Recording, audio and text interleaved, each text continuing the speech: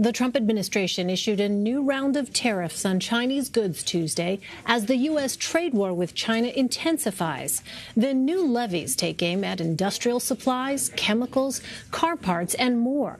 They come as two of the world's largest economies exchange heated rhetoric over trade practices.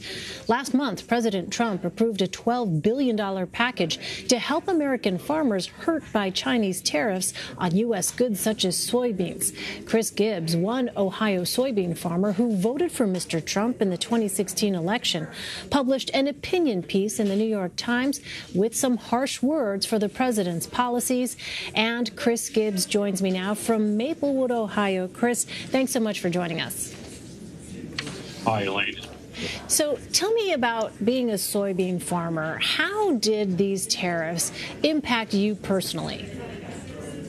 Well, certainly on our farm, since the tariff battle has started, we've seen a 20% decrease in the price of soybeans right here. And that's not all. We've seen below cost of production prices in corn, beef. The hog market has suffered. Dairy market has suffered. I'm not going to lay that at the feet of Trump or the tariffs. The dairy market has been a tough market for a long time, but particularly in soybeans, because China is our number one customer. A third of our soybeans go to China, and with that trade war going on and that trade stopped, that's hurt.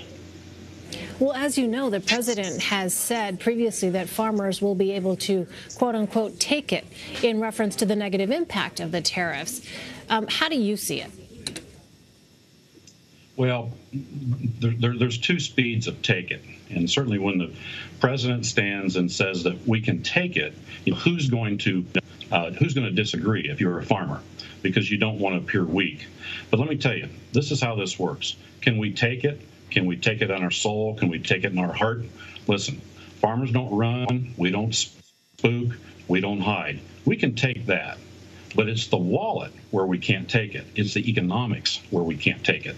And a prolonged trade war, losing our trade partners, is what really has us worried out here in agriculture country. Speaking of your wallets, President Trump has authorized, as you know, $12 billion in aid for American farmers being hurt by what he called unjustified tariffs placed on U.S. agricultural products. What are your thoughts on that aid?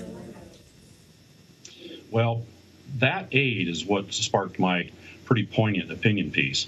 And what that signaled to me and to others was that if we had to borrow from the Commodity Credit Corporation $12 billion with no congressional oversight, it told me that we had a policy of trade wars that was not working.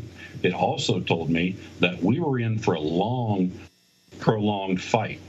Because let me put some perspective on what $12 billion is in the farm subsidy business. Back in 1988, I was in my first year of management with USDA, managing farm programs at the local level through the Agricultural Stabilization and Conservation Service at the time. It's now Farm Service Agency. In 1988, we had a major drought all across the United States. Congress debated for weeks and weeks, and President Reagan eventually signed a disaster bill. We put out thousands and thousands of dollars to stabilize the farms, to stabilize the machinery dealers, which farmers purchase machinery, everybody down the line, banks, that we stabilized through subsidizing farmers. That bill was $3.9 billion. Now, certainly, we've had some inflation, but not 400%.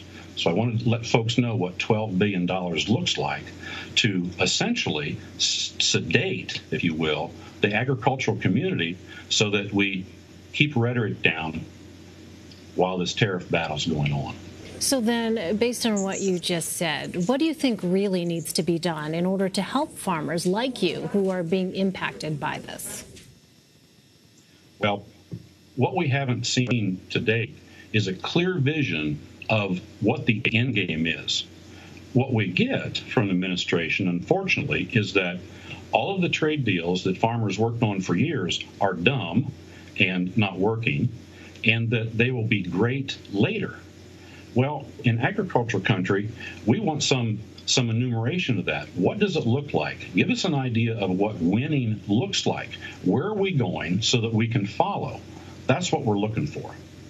So the president announced recently that the EU would be buying soybeans from the U.S. Do you think that's going to be enough to help reverse some of the damage done by the tariffs? Not at all. Not at all. And thanks for bringing that up, because while that looks like a short-term solution, it's possibly just putting lipstick on a pig and making it look better. And here's why. When the president started this trade war with China, China stopped trading with us and canceled orders. So they moved in and started purchasing their soybeans from from Brazil. Well, the EU was purchasing from Brazil. Now we've got transportation problems down there, a price spike. The EU looks around and they find the cheapest beans on the planet, literally the cheapest beans on the planet, that are below the cost of production, and of course they're going to start buying them. When Jean-Claude Juncker went in with the president and negotiated, it was very, very easy for him to give, if you will, concession to purchase U.S. soybeans. Of course, they're the cheapest beans on the planet. It was a no-brainer. We only have a couple of minutes left here, Chris, but we keep showing this video that says $10.50 and then $8.50. And I just want you to explain for our viewers so they understand what exactly that means. $10.50 a bushel is the per price of soybeans that we had prior to the trade war that was started by the administration. $8.50 is approximately where we were last week when I wrote the opinion piece. So that's $2 a bushel. That's a 20% decrease. To put in perspective, a couple perspectives, that's up $100 per acre. But let's put it in more perspective. If you're making $40,000 a year, machine shop, maybe you're a firefighter, I don't know what, but you're making $40,000 a year, and the next day your boss comes out and says, oh, by the way, now you're going to make $32,000 a year, 20% decrease. That's what that means to agriculture. That's what that means to a soybean farmer like me. Chris Gibbs there. Thanks so much for sharing what it's like there to be a soybean farmer in Maplewood, Ohio. Really appreciate it, Chris.